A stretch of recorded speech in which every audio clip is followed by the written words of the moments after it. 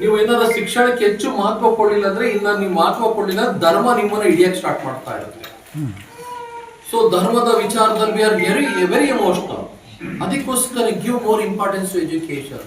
ಯಾಕಂದ್ರೆ education gives you ability to think whether it's a right or wrong. ಬಹಳ ಜನ ಅನ್ಕೊಂಡಿದ್ದೀರಿ ನಮ್ಮ ರಾಜಕೀಯ ವ್ಯಕ್ತಿಗಳು ಬದಲಾಯಿಸ್ತಾ ಇದ್ದಾರೆ ಅಂತ. ಇಲ್ಲಿ ಕೂತಿರೋ ಶಿಕ್ಷಕರು ನಿಮ್ಮ ಮಕ್ಕಳ ಜೀವನವನ್ನ ಬದಲಾಯಿಸ್ತಾ ಇದ್ದಾರೆ. ಅವ್ರ ಜೀವನ ಬದಲಾಗ್ತಾ ಆಗ್ತಾ ನಿಮ್ಮ ಕುಟುಂಬ ಬದಲಾಗ್ತಾ ಇದೆ. ಇಲ್ಲಿರೋ ಕುಟುಂಬ ಬದಲಾಗ್ತಾ ಆಗ್ತಾ ಜುಂಜುರವಾಡದ ಸುತ್ತಮುತ್ತ ಇರೋ ಮನೆಗಳು ಬದಲಾಗ್ತಾ ಇದೆ. ಈ ಸಮಾಜ ಬದಲಾಗ್ತಾ ಇದೆ. No one see the god. ನಿಮ್ಗೆ ಇದೊಂದು ವಿಚಾರ ಮಾಡ್ರಿ, ಯಾರು ದೇವ್ರು ನೋಡಿಲ್ಲ, ಆದ್ರೆ ದೇವ್ರು ಎಲ್ಲಾ ಕಡೆ ಇದ್ದಾನಂತ ನಂಬ್ತೀವಿ ನಾವು. ಯಾವ್ದಾದ್ರು ಈ ಕಂಬದಲ್ಲಿ ಇದ್ದಾರ, ಈ ಕಂಬದಲ್ಲಿ ಭಕ್ತ ಪ್ರಾಣದಲ್ಲಿ ಈ ಕಂಬದಲ್ಲಿ ಇದ್ದಾನಂತ ಅವ್ನು ರಾಜ್ಕುಮಾರ್ ಕೇಳಿದಾಗ ಅವಾಗ ಉಗ್ರ ನರಸಿಂಹ ಕಂಬವನ್ನು ತೆಗೆದು ಬರ್ತಾನೆ. ಆದ್ರೆ ಆ ದೇವ್ರನ್ನ ಎಷ್ಟು ನಂಬ್ತೀವಿ ಅಂದ್ರೆ ಅಷ್ಟು ನಂಬಿಕೆ ಅಭ್ಯಾಸದಲ್ಲಿಲ್ಲ. ಇದಕ್ಕೋಸ್ಕರ ನಮ್ಮ ಸಮಾಜ ಆಡತ್ತಾ ಇದೆ. Part of this beautiful function. So today's function is honoring and felicitation to the student who secured highest marks and the teacher who supported them. It's very meaningful function. We are happy to find this kind of function. ಇಂಥ ಕಾರ್ಯಕ್ರಮ ನಮಗೆ ಬಹಳ ಅಪರೂಪಕ್ಕೆ ಸಿಗುತ್ತೆ. ವಿದ್ಯಾರ್ಥಿಗಳನ್ನ ಸನ್ಮಾನ ಮಾಡೋದು, ಮತ್ತೆ ವಿದ್ಯಾರ್ಥಿಗಳಿಗೆ ಸಪೋರ್ಟ್ ಮಾಡಿದಂಥ ಶಿಕ್ಷಕರಿಗೆ ಸನ್ಮಾನ ಮಾಡೋದು. ಶಿಕ್ಷಕರಿಗೆ ಸನ್ಮಾನ ಮಾಡೋದಷ್ಟು ಆ ಊರಿನ ಗೌರವ, ಸಮಾಜದ ಗೌರವ ಜಾಸ್ತಿ ಆಗ್ತಾ ಹೋಗುತ್ತೆ. ಅದು ವಿದ್ಯಾರ್ಥಿಗಳಿಗೆ ಆ ಸನ್ಮಾನ ಮಾಡುವಂಥ ಒಂದು ಭಾಗ್ಯ ನನಗೆ ಸಿಕ್ಕಿದೆ. I am really very opportunity to get that kind of opportunity to honour them. So ನಾವು today's function is an evidence that NR Nadaf Educational Society's main intention reveals that education is man's true religion, and the only education in the world can change the life of the student, not only the life of the student but also their family and the society. ಅಂದ್ರೆ ಕನ್ನಡದಲ್ಲಿ ಇವತ್ತಿನ ಕಾರ್ಯಕ್ರಮ ಒಂದು ಸಾಕ್ಷಿಭೂತವಾಗಿ ನಿಂತಿದೆ. ಏನು ಅಂತಂದ್ರೆ NR Nadaf ಅವರು ಶಿಕ್ಷಣ ಸಂಸ್ಥೆಯ ಮುಖ್ಯ ಉದ್ದೇಶ ಇವತ್ತು ಎಲ್ಲರಿಗೂ ಗೊತ್ತಾಗ್ತಾರೆ. ಏನಂತಂದ್ರೆ ಈ ಸಂಸ್ಥೆಯ ಮುಖ್ಯ ಉದ್ದೇಶ education is man's true religion. ಶಿಕ್ಷಣವೇ ಮನುಷ್ಯನ ನಿಜವಾದ ಧರ್ಮ. ಧರ್ಮದ ಹೆಸರಲ್ಲಿ ಸರ್ ಅವರೇ ಪ್ರಾರ್ಥನೆ ಮಾಡ್ತಾ ಇದ್ರು, ನನಗೆ ಮೈಯೆಲ್ಲ ಜುಮ್ ಅಂತ ಅದು ಎಲ್ಲ ದೇವರುಗಳ ಬಗ್ಗೆ ಎಲ್ಲ ಇದು ಭಾರತೀಯ ಒನ್ನೆಸ್ ಅಂದ್ರೆ ನಾವೆಲ್ಲ ಒಗ್ಗಟ್ಟು, ಮೈ ಜುಮ್ ಅಂತ ಇತ್ತು. ಆ ಭಾವನೆ, ಅದು ಧರ್ಮದ ವಿಚಾರದಲ್ಲಿ ವಿ ಆರ್ ವೆರಿ ಎಮೋಷನಲ್. ನೋಡ್ಬೇಕು, ನಮ್ ದೇವ್ರ ದೊಡ್ಡದು, ಅವ್ರ ದೇವ್ರ ದೊಡ್ಡದು, ನಮ್ ಧರ್ಮ ದೊಡ್ಡದು ಅಂತಿರ್ತೀವಿ. ಆದ್ರೆ ನಿಜವಾದ ಧರ್ಮ ಯಾವುದು ಅಂತಂದ್ರೆ ಈ ಶಾಲೆ ಇದೆಯಲ್ಲ, ಈ ಶಿಕ್ಷಣ. Education is man's true religion. ಯಾಕಂದ್ರೆ ಈ ಒಂದು ಧರ್ಮ ಇದೆಯಲ್ಲ, ಈ ಧರ್ಮ ಯಾವ್ದಾದ್ರು ಶಿಕ್ಷಣದ ಧರ್ಮ is the only thing can change the life of the student. ಅಂದ್ರೆ ವಿದ್ಯಾರ್ಥಿ ಜೀವನವನ್ನ ಬದಲಾಯಿಸೋದು. ಈಗ ನದಾಫ್ ಇಲ್ಲಿ ಕೂತಿದ್ದಾನೆ, ಇದೇ ನದಾಫ್ನ ನಾನು 15 ವರ್ಷದಿಂದ ನೋಡಿದಾಗ ಅವ್ರ ಫ್ಯಾಮಿಲಿ ನೋಡಿದಾಗ ಹೆಂಗಿತ್ತು, ಈಗ ಹೆಂಗ ಆದ ನದಾಫ್. ಮತ್ತೆ ಒಂದ್ಸರಿ ಬಂದಿದ್ದೆ ನಾನು, ಎಲ್ಲಿ ಅವಾಗಲೇ ಮಡಿವಾಳ ಅಪ್ಪ ಸಾಹೇಬ್ ಮಡಿವಾಳ ಮನೆಗೆ ಬಂದಿದ್ದೆ. ಅವ್ರ ಫಾದರ್ ಎಕ್ಸ್ಪೈರ್ ಆಗಿರೋದು. ಅವ್ರದ್ದು ಗುಡಿಸ್ಲು ಮನೆ ಇತ್ತು. ಈಗ ಅವ್ರ ಮನೆಗೆ ಹೋಗ್ತೀನಿ, ಅವ್ರನ್ನೇ ಕಂಡುಹಿಡಿಯಕ್ಕಾಗಲ್ಲ. ಆ ಹುಡುಗನ ಜೀವನ ಅಷ್ಟೇ ಅಲ್ಲ, ಅವ್ರ ಕುಟುಂಬನೂ ಬದಲಾಗಿದೆ. ಮತ್ತೆ ಈಗ ಜುಂಜುರವಾಡ ಇದ್ದ ಒಂದು 20 ವರ್ಷದಿಂದ ನಾನು ಬಂದಾಗ ಹೆಂಗಿತ್ತು, ಈಗ ಹಂಗಿಲ್ಲ. ಅಥಣಿ ತರ ಬೆಳೀತಾ ಇದೆ ಜುಂಜುರವಾಡ. ಅದಕ್ಕೆ ಮುಖ್ಯ ಕಾರಣ ಈ ಒಂದು ಜುಂಜುರವಾಡ ಗ್ರಾಮ ಸುತ್ತಮುತ್ತ ಬೆಳೆಯಕ್ಕೆ ಕಾರಣ ಈ ಶಿಕ್ಷಣ, ಈ ಶಾಲೆಗಳು, ಈ ಗೊತ್ತಿರೋ ಟೀಚರ್ ಕಾರಣ.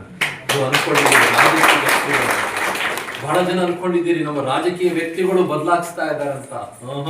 ಇಲ್ಲಿ ಕೂತಿರೋ ಶಿಕ್ಷಕರು ನಿಮ್ಮ ಮಕ್ಕಳ ಜೀವನವನ್ನ ಬದಲಾಯಿಸ್ತಾ ಇದ್ದಾರೆ. ಅವ್ರ ಜೀವನ ಬದಲಾಗ್ತಾ ಆಗ್ತಾ ನಿಮ್ಮ ಕುಟುಂಬ ಬದಲಾಗ್ತಾ ಇದೆ. ಇಲ್ಲಿರೋ ಕುಟುಂಬ ಬದಲಾಗ್ತಾ ಆಗ್ತಾ ಜುಂಜುರವಾಡದ ಸುತ್ತಮುತ್ತ ಇರೋ ಮನೆಗಳು ಬದಲಾಗ್ತಾ ಇದೆ. ಈ ಸಮಾಜ ಬದಲಾಗ್ತಾ ಇದೆ. So education is that much of importance. If you give more importance, ಎಲ್ಲ ವಿದ್ಯಾರ್ಥಿಗಳಿಗೆ ಸ್ಕೋರ್ ಆಗಿರೋರು ಬಂದಿದ್ದಾರೆ.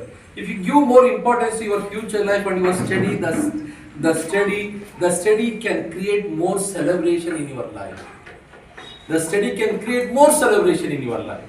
So today is one kind of celebration. ಇದನ್ನ celebration ಅಂತ ಕರಿತೀವಿ. ಅಂದ್ರೆ ಆನಂದದಿಂದ ಸಂತೋಷವಾಗಿ ಆಚರಿಸ್ತಾ ಇದ್ದೀವಿ. So ಈ ಆಚರಣೆ, if you give more importance to education, your life filled with more celebration. ಯಾರು ವಿದ್ಯಾರ್ಥಿಗಳಿದ್ದೀರಿ, ತಂದೆ ತಾಯಿಗಳು ಬಂದಿದ್ದೀರಿ, ಶಿಕ್ಷಕರು ಬಂದಿದ್ದೀರಿ, ಯಾರು ಎಜುಕೇಶನ್ಗೆ ಇಂಪಾರ್ಟೆನ್ಸ್ ಕೊಡ್ತಾರಲ್ಲ, ಇಂಥ ಒಂದು ಆಚರಣೆಗಳು ಬಹಳ ಬರ್ತಾ ಇದೆ. ಜೀವನದಲ್ಲಿ ಸಂತೋಷದ ಪಡುವಂಥದ್ದು.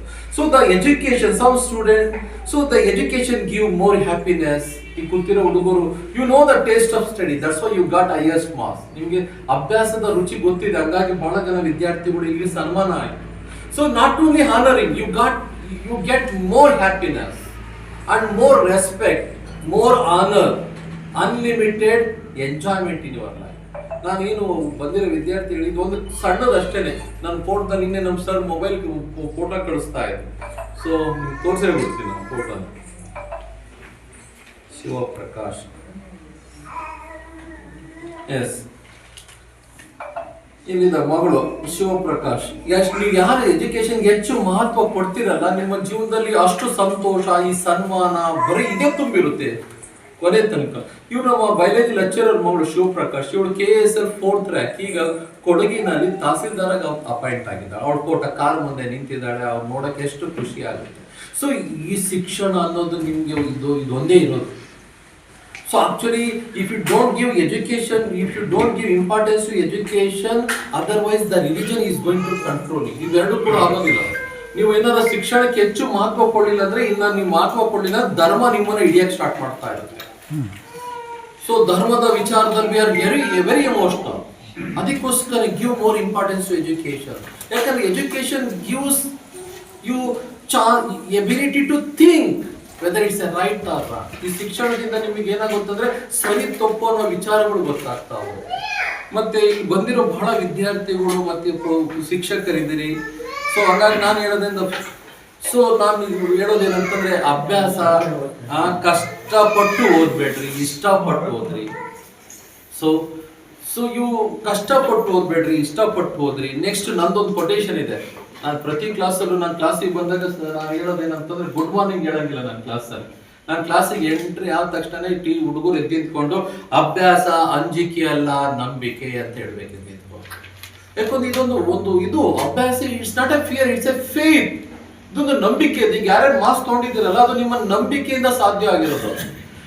ಅದು ಯಾರ ಕಡೆಗೆ ಮಾಡಲ್ಲ. ನಂಬಿಕೆ ಅಂದ ತಕ್ಷಣ ನಾವು ಯಾವ್ದ್ರ ಮೇಲೆ ನಂಬ್ತೀವಿ ಅಂದ್ರೆ we believe god very much. ದೇವ್ರನ್ನ ಎಷ್ಟು ನಂಬ್ತೀವಿ ಗೊತ್ತಾ? ಪೂಜೆ ಹೆಂಗ್ ಮಾಡ್ತೀವಿ, ಮನೆ ನೋಡ್ಬೇಕು, ನಮಾಜ್ ಹೆಂಗ್ ಮಾಡ್ತೀವಿ ನಾವು, ಈ ಬತ್ತಿ ಹಚ್ಕೊಳ್ಳೋದೇನು, ದೀಪ ಹಚ್ಚೋದೇನು, ಅಗರಬತ್ತಿ ತೊಳೋದೇನು, ಗಂಟೆ ಅಲ್ಲಾಡ್ಸೋದೇನು, ಮಂತ್ರ ಹೇಳೋದೇನು.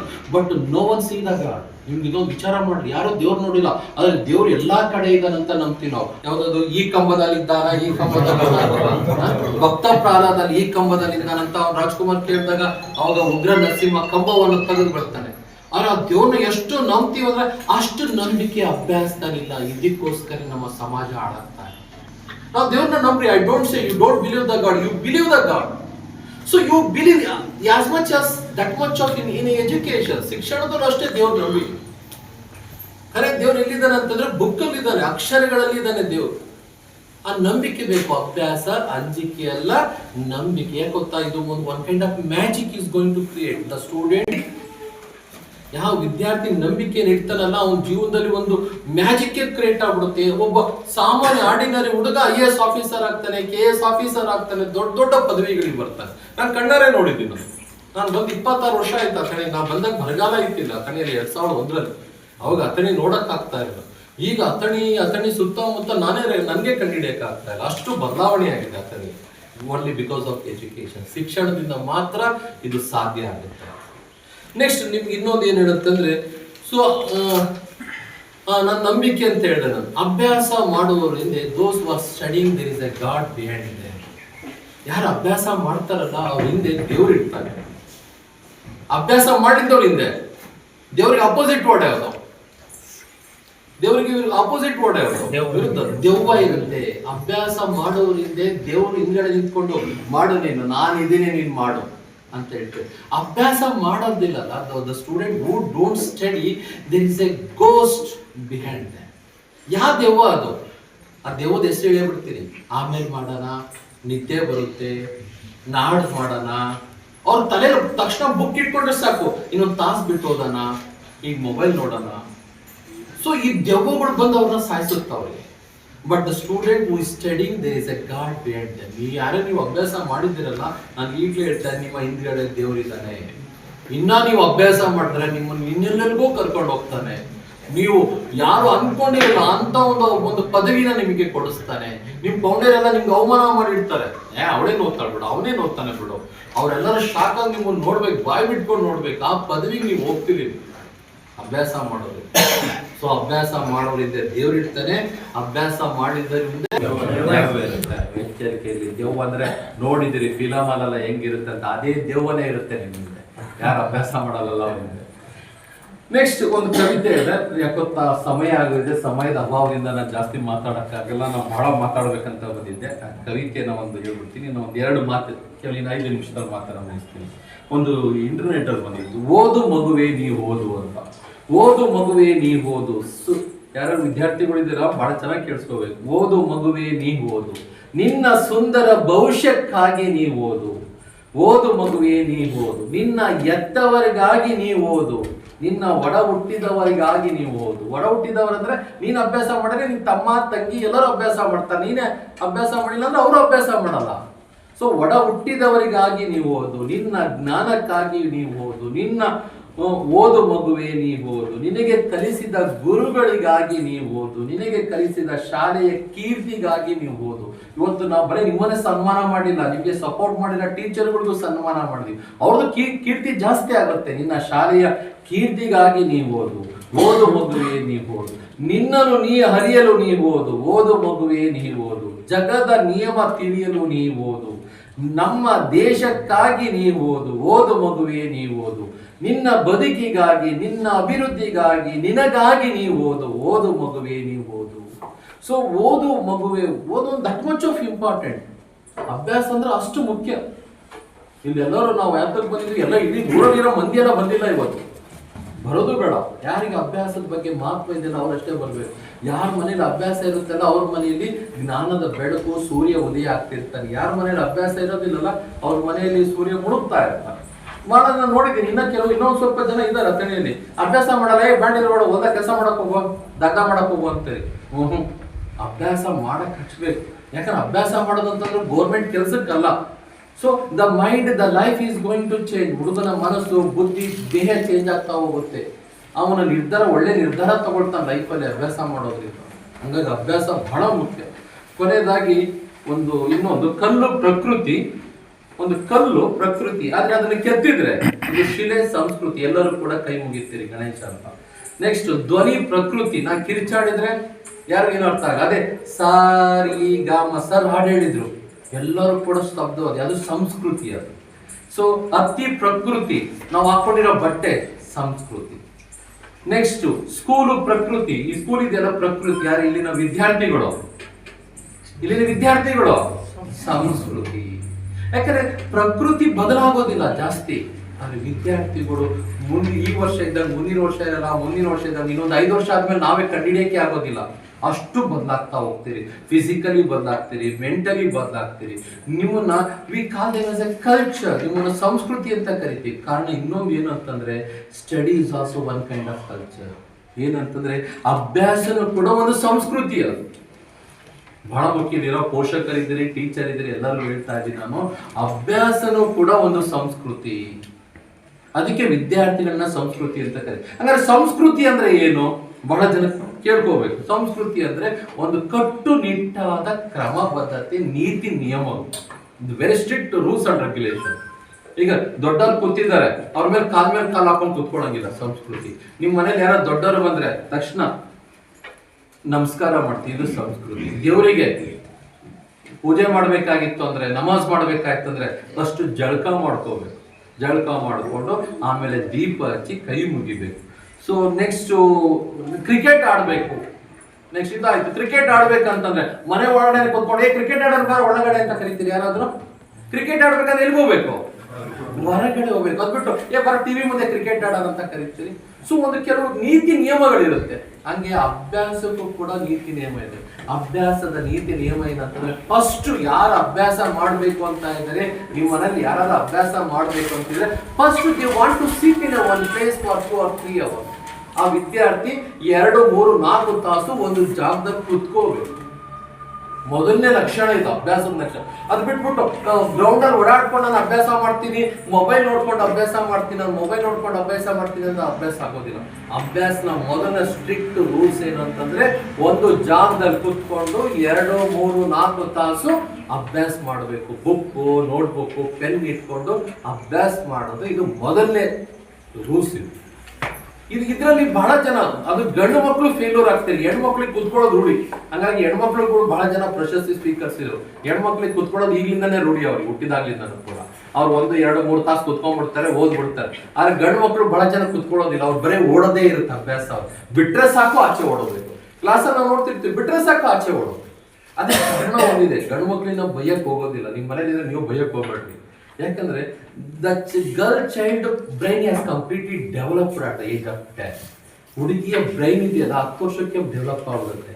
ನೀವ್ ಏನಾರು ಹೇಳಿದ್ರೆ ವೈ ಅಂತ ಕೇಳಿದ್ರೆ ಕಾರಣ ಹುಡುಕುತ್ತೆ. ನಮ್ಮ ಅಪ್ಪ ಹಿಂಗೆ ಹೇಳ್ದ, ನಮ್ಮ ಅಮ್ಮ ಹಿಂಗೆ ಹೇಳಿ, ಯಾತಕ್ ಕೇಳಿದ್ದು ಅಂತ ವಿಚಾರ ಮಾಡುತ್ತೆ. ಗಂಡು ಹುಡುಗರದು ಬ್ರೈನ್ ಡೆವಲಪ್ ಆಗಿರೋದು, ಆ ಡೆವಲಪ್ ಆಗೋದು ಅಟ್ ದ ಏಜ್ ಆಫ್ 20 ವರ್ಷಕ್ಕೆ ಡೆವಲಪ್ ಆಗುತ್ತೆ. ಆ ಡೆವಲಪ್ ಆಗೋಷ್ಟು ಎಲ್ಲ ಕೈ ತಪ್ಪೋಗಿರುತ್ತೆ. SSLC ಫೇಲ್ ಆಗಿರ್ತಾರೆ, PUC ಫೇಲ್ ಆಗಿರ್ತಾರೆ, ಡಿಗ್ರಿ ಅಲ್ಲ ಇಟ್ಟಿರ್ತಾನೆ. ಆಮೇಲೆ ಅವನಿಗೆ ಜ್ಞಾನೋದಯ ಆಗುತ್ತೆ. ಜ್ಞಾನೋದಯ ಆದಾಗ ಅವ್ನ ಕೈಯಲ್ಲಿ ಏನು ಇರೋದಿಲ್ಲ. ಇದು ಗಂಡು ಮಕ್ಕಳು ಪ್ರಾಬ್ಲಮ್. ಎಲ್ಲರೂ ಮನೆಯಲ್ಲೂ ನಾನು ಟೀಚರ್ ಇದ್ದೀನಿ, ನನ್ನ ಮಗನಿಗೆ ಬಹಳ ಶಾಣು, ನನ್ನ ಮಗನು ಅದೇ, ಎಲ್ಲರೂ ಗಂಡು ಮನೆಯಲ್ಲೂ ಅಷ್ಟೇ. ಗಂಡು ಮಕ್ಕಳು ಪ್ರಾಬ್ಲಮ್ ಇದು. Brain has not been develop. ಅವ್ರ ಮೆದುಳು ಡೆವಲಪ್ ಆಗಿರಲ್ಲ. ಅದಕ್ಕೋಸ್ಕರ ಏನ್ ಮಾಡ್ಬೇಕು, ಒಂದು ಜಾಗದಲ್ಲಿ ಕುತ್ಕೋಬೇಕು, 2, 3, 4 ತಾಸು ಕುತ್ಕೊಂಡು ಅಭ್ಯಾಸ ಮಾಡಿದಾಗ ಅಪ್ಪ ಹೇಳ್ತಾನೆ, ಅಮ್ಮ ಬೈತಾಳೆ ಅಂತ ಕುತ್ಕೊಂಡ್ರೆ ಪಾಸ್ ಆಗ್ತಾರೆ. ಅವ್ರು ಹೈಯೆಸ್ಟ್ ಮಾರ್ಕ್ಸ್ ತಗೊಳ್ತಾರೆ. ನೆಕ್ಸ್ಟ್ ಇನ್ನೊಂದು ಏನಂತಂದ್ರೆ, ಓದಿದ್ದನ್ನ,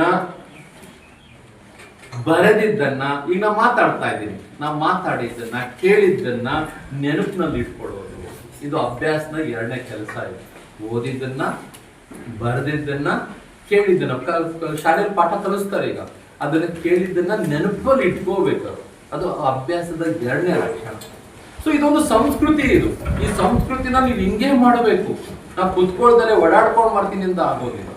ಸೊ ಇನ್ನ ಬಹಳ ಮಾತಾಡೋದಿದೆ, ಸಮಯದ ಅಭಾವದಿಂದ. ನೆಕ್ಸ್ಟ್ ಇನ್ನೊಂದ್ಸರಿ ನದಾಫ್ ಅಂತೀರಿ ಯಾವಾಗಾರ ಮೋಟಿವೇಶನ್ ಕ್ಲಾಸಿಗೆ. ಎಲ್ಲರಿಗೂ ಕೂಡ ಬೆಸ್ಟ್ ಹೈಯೆಸ್ಟ್ ಮಾರ್ಕ್ಸ್ ತೊಗೊಂಡಿದ್ದೀರಿ. ಫಸ್ಟ್ ಆಫ್ ಆಲ್ ಜಂಜೂರ್ವಾಡ ಅಂತಂದ್ರೆ ನಂಗೆ ಬಹಳ ಖುಷಿ. ಯಾಕಂದ್ರೆ ಇಲ್ಲಿ ನಮ್ಮ ಮಂದಿ ಬಹಳ ಬುದ್ಧಿವಂತರಿದ್ದೀರಿ, ಜ್ಞಾನವಂತರಿದ್ದೀರಿ, ಮಕ್ಕಳನ್ನ ಓದಿಸ್ತೀರಿ ಚೆನ್ನಾಗಿ. ಇದೇ ರೀತಿ ನಿಮ್ಮ ಒಂದು ಎನ್ಕರೇಜ್ಮೆಂಟ್, ನಾನು ಹೇಳಿ ನಿಜವಾದ ಶಿಕ್ಷಣ. So education is man's true religion. ನಿಜವಾದ ಶಿಕ್ಷಣ, ಧರ್ಮ ಯಾವುದು ಅಂತಂದ್ರೆ ಶಿಕ್ಷಣ. ಯೋಚನೆ ಮಾಡಿ, ಯಾವುದು ನಿಮ್ಮ ಮನೆಯನ್ನ ಬದಲಾಯಿಸುತ್ತೆ. ಹಂಗಾಗಿ ಶಿಕ್ಷಣಕ್ಕೆ ಹೆಚ್ಚು ಮಹತ್ವ ಕೊಡ್ರಿ. ಇಷ್ಟು ಮಾತಾಡೋಕ್ಕೆ ಅವಕಾಶ ಮಾಡಿಕೊಟ್ಟಂತ ಈ ಸಂಸ್ಥೆಗೂ ಎಲ್ಲರಿಗೂ ಕೂಡ ಬಹಳ ಆಸೆ ಇತ್ತು. ನಾನೊಂದು ಬುಕ್ ಬರಿಬೇಕಂತ, ನಾನೊಂದು ಬುಕ್ ಬರಿಬೇಕು, ಗ್ರಾಮರ್ ಬುಕ್. ಸರ್ ನೀವ್ಯಾಕೆ ಬರಿತೀನಿ, ನಾನೇ ಬರಿತೀನಿ ಅಂತ ನದಾಫ್ ಬರ್ಬಿಟ್ಟ. ಈ ಬುಕ್ಕಿಗೆ ಮುನ್ನುಡಿ ಬರೀರಿ ಸರ್ ಅಂತ ನನಗೆ ವಾಟ್ಸಪ್ ಅಲ್ಲಿ PDF ಕಳ್ಸಿದ್. ನನಗೆ ವಾಟ್ಸಪ್ ಅಲ್ಲಿ ಓದ್ ರೂಢಿ ಇಲ್ಲ. ಮತ್ತೆ ನಾನು ಅದಕ್ಕೆ ಒಂದು 250 ರೂಪಾಯಿ ಕೊಟ್ಟು ಪ್ರಿಂಟ್ ಹಾಕ್ಸ್ಕೊಂಡು ಎಲ್ಲ ಓದಿ ಆಮೇಲೆ ನಾನು ಇದಕ್ಕೆ ಮುನ್ನುಡಿ ಬರೆದಿದ್ದೀನಿ. ಗ್ರಾಮರು ಬಹಳ ಈಸಿದೆ. ಸೊ ನಾನೇನಿಲ್ಲ, ಮಾತಾಡೋದು, ಹಾಡು ಹೇಳೋದು, ಸಂಗೀತ ಕಲಿಯೋ ತರ ಗ್ರಾಮರು ಅಭ್ಯಾಸ ಕಲಿಸೋದು ಕೂಡ ಒಂದು ಕಲೆ ಇದೆ. ಸೊ ನಾನು ಜೆ ಕಾಲೇಜಲ್ಲಿ ಗ್ರಾಮರ್ ಹೆಂಗ್ ಕಲಿಸ್ತಿದ್ದೆ ಅನ್ನೋದು ನೀವು ಆಮೇಲೆ ಏನಾದ್ರು ಕೇಳಿದ್ವಿ. ಅದೊಂದು ಕಲೆ, ಅದು ಗ್ರಾಮರ್ ಕಲಿಸೋದು, ಅಭ್ಯಾಸ ಕಲಿಸೋದು ಕೂಡ ಒಂದು ಕಲೆ. ಸೊ ಇದನ್ನ ನನ್ನನ್ನ ಮೀರಿಸಿದ್ದಾರೆ ನನ್ನ ವಿದ್ಯಾರ್ಥಿ. ಹಂಗಾಗಿ ಅವರಿಗೆ ಅಭಿನಂದನೆ.